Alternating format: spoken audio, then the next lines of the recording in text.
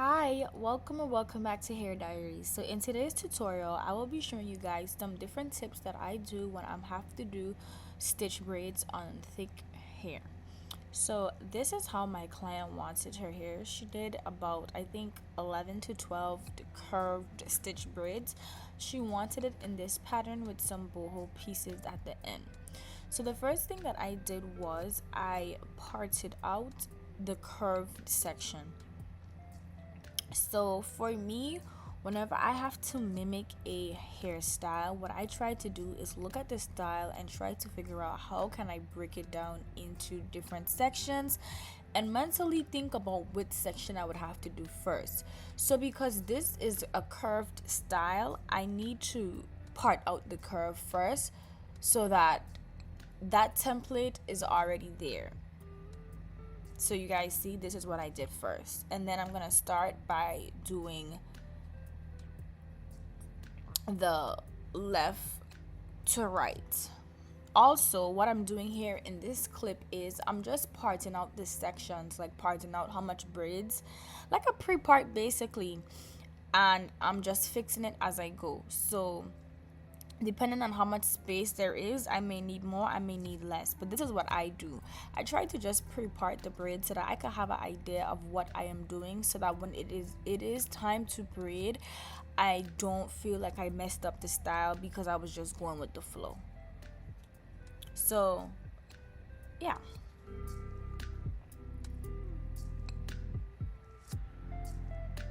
So I'm doing this first stitch braid, and this part of her hair is not that thick, so I will be adding more pieces than I will in the other braids, as you will be able to see.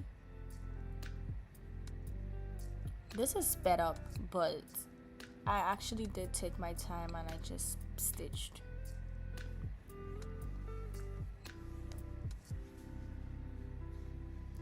So tip number one for doing stitch braids on thick hair is to want to take your time.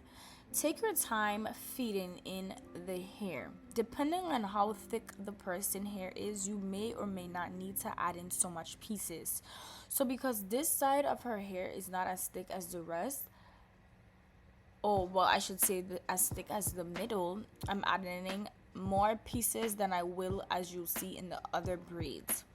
Try not to put pieces that are bigger than the section, meaning that the hair that you are adding in needs to be a little bit smaller than the hair you're adding it to, because if the hair that you're adding in is really big and you add it into a section that is too small, it will bulge out, and that is how your feeding pieces will not look so seamless and neat. Also, when you are reaching to the nape, it is important for you to take your time and braid that part neatly and tightly, and also try to tuck the hair as much, because the nape is where the person's hair ends. So you don't want the nape of the style to get messed up fast. So this is how the braid turned out. She did not want that much pieces, so yeah.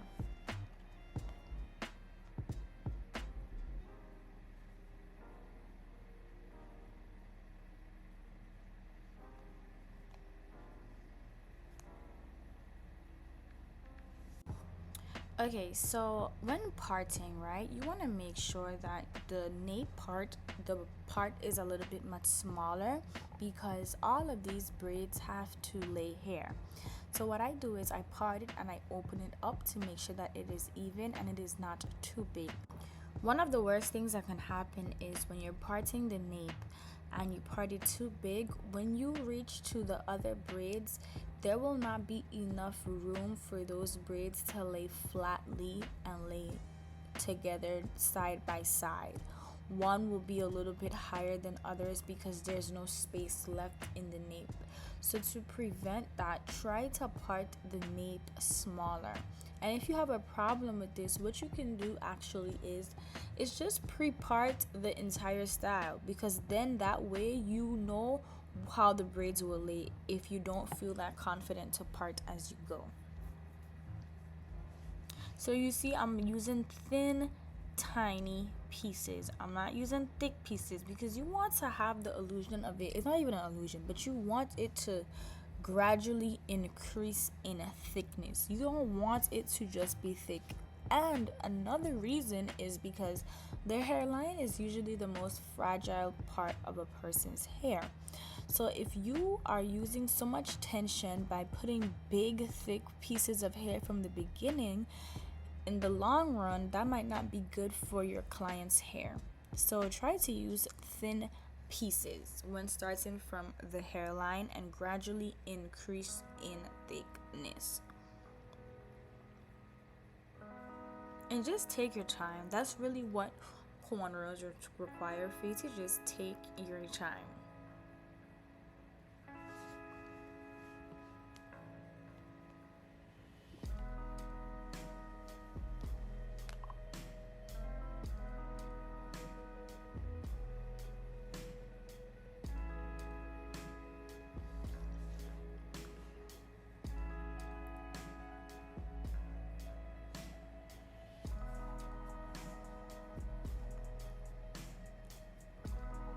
Alright guys, so this is a bigger section, and as you see I'm starting to braid off with her real hair first, and then I'm adding a thin piece, and I just keep doing that. As I start to go more to the right, I start to use less pieces of hair inside of her braid because I also want the sizing of the braids to be consistent. So that's another thing you want to pay attention to. You don't want one braid to be really really small and then another braid to be really really thick, unless that's what your client wants. Now if that's what your client wants, then by all means.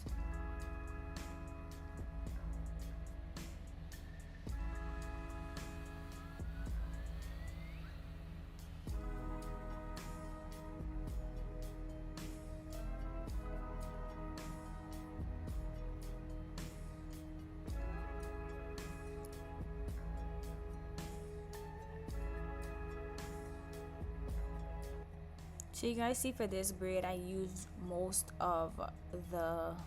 I started mostly with her hair because I know that this section is really really thick, so I didn't want to start adding too much pieces from the beginning because the pieces that you add in from the beginning will contribute to the thickness of the braid.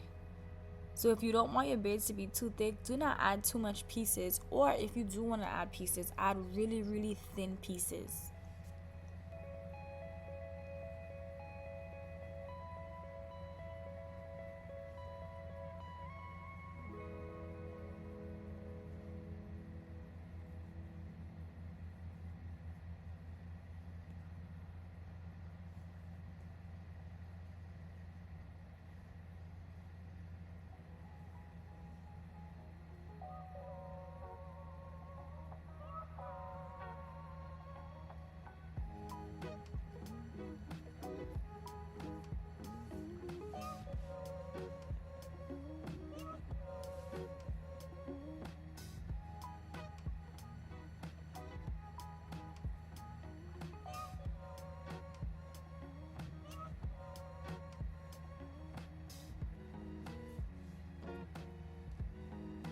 I'd also recommend maintaining a strong and tight grip, because if you have a loose grip, then the thick braid will look loose.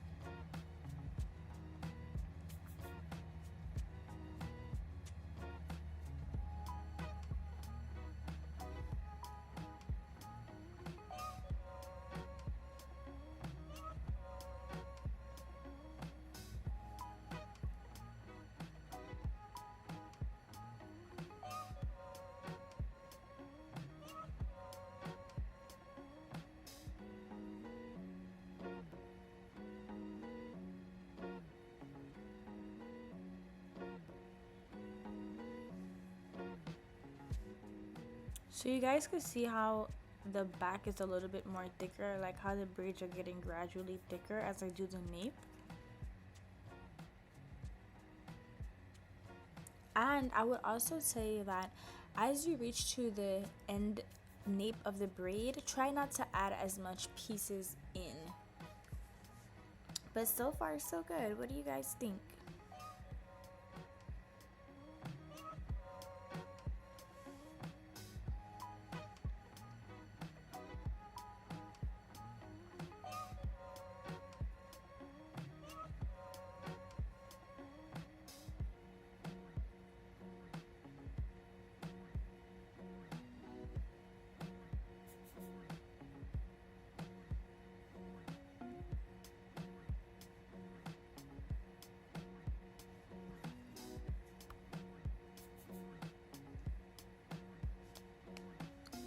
I'm also following the shape of the style and the shape of the part as I braid.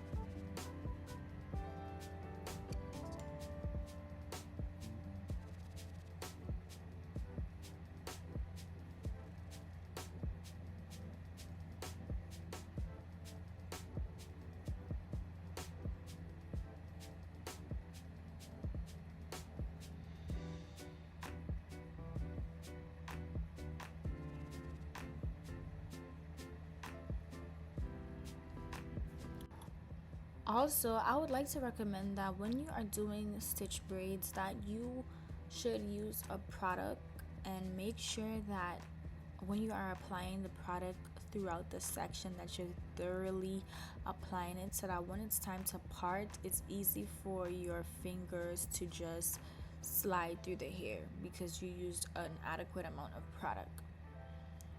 The product depends on what type of client you're braiding. So because she has thick natural hair, I was using the, I think it's called Lock and Gel, is orange. If the client has perm hair, you may want to consider using something much softer of a conditioning base. So yes, but look, I'm braiding her nape, and this is the last braid coming up on the right, and as you can see, there's still a little bit of hair left for me to braid. I did not get to record it, but you will see the results. So this is how it came out, guys. So right now I'm going to dip her hair. I'm going to put the curls up because I don't want them to go in the hot water. Also use this time to just clip any of the flyaways. Dip the hair in some nice hot water so that the braids don't be looking stiff. Dry it, and you know what you're supposed to do.